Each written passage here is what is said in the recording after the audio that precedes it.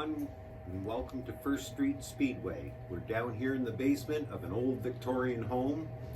For the past few months, I've been watching some of the Hot Wheels racing channels on YouTube. Ghost Jerker, 3D Bot Maker's a really good channel to watch. Redline Race Day is another one that I've been watching. Watching a lot of those for the past few months with this lockdown.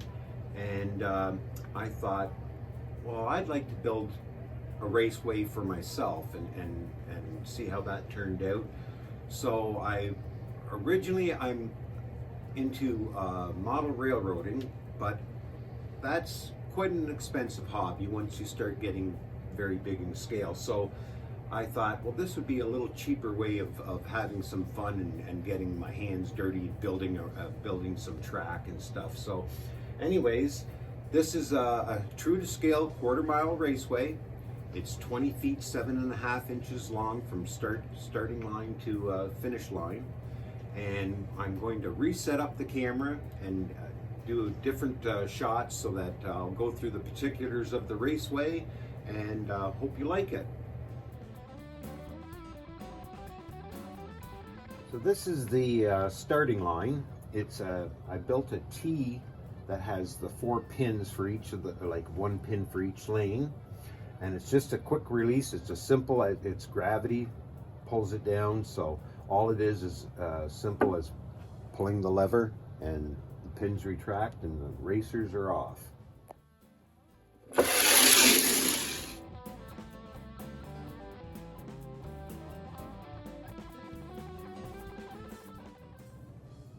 Now the starting line is at a 45-degree angle. It's roughly 4 feet long.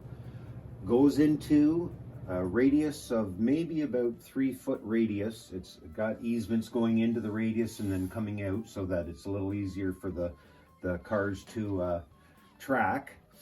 The raceway itself is built with 1/4-inch plywood, good one side.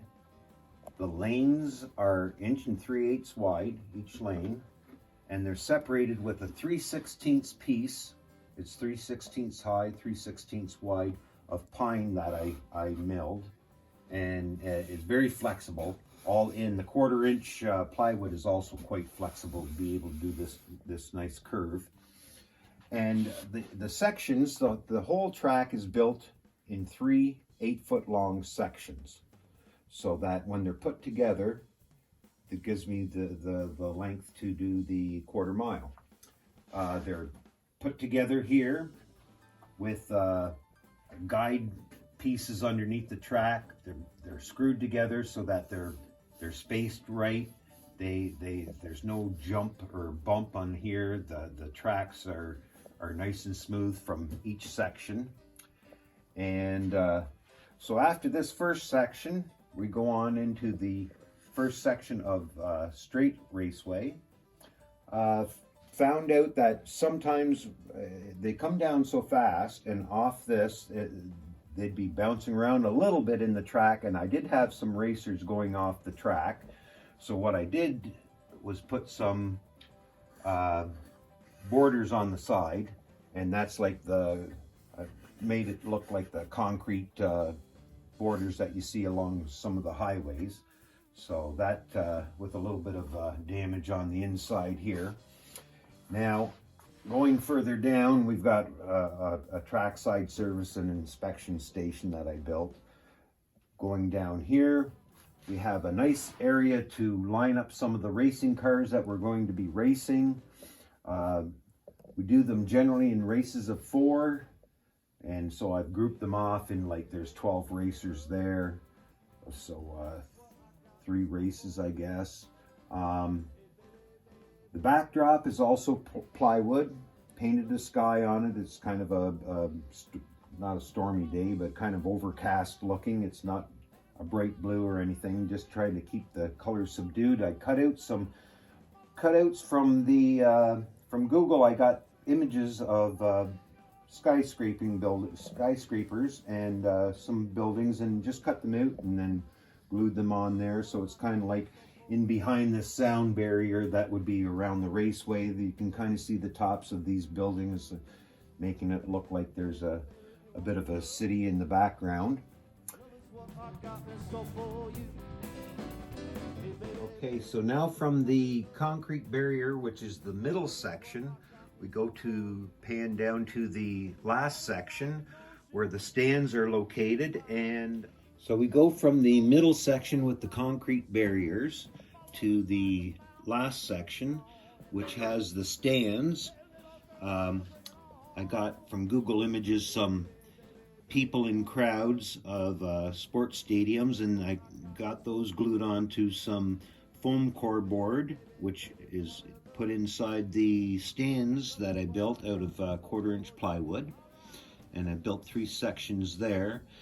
On the track, I've got window screen that I made fencing for the safety fencing for the last little bit, and that's 8 foot high, scale 8 feet high, and 10 feet in length each post. So that's for the last couple of 100 yards of the racetrack. Then we get to the finish line. Now, right at the moment, I'm using a finish gate from the 6-lane Hot Wheels racetrack for the finish line, and I'm using lanes 2, 3, 4, and 5. And I know that my starting line showed that, and people are probably wondering why it was 2, 3, 4, and 5. It's just the way that the Hot Wheels finish line sits on my wooden track to use to space it so that the first lane was on the one side and the 6th lane was on the other side. So that's why I'm not going to rewire it to come up as lanes 1, 2, 3, and 4. I'm just going to do it as 2, 3, 4, and 5 and pretend that lanes 1 and 6 is under construction or is out of commission at the time.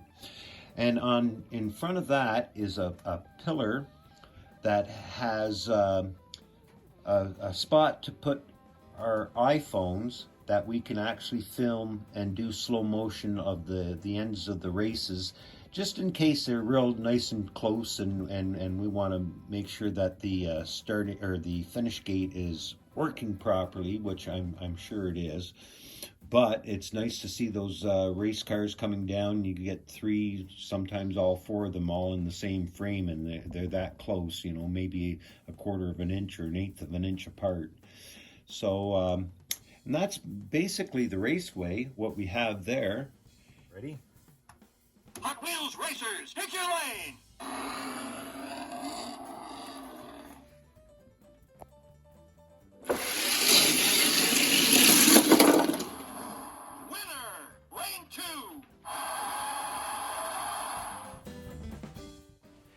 Thanks everyone for watching our introduction video. Please like and subscribe and post comments down below. And stay tuned for upcoming races here on First Street Speedway. Baby, if you want real love, love is what I got in store for you. My love is like an ocean, it's deep and it's wide.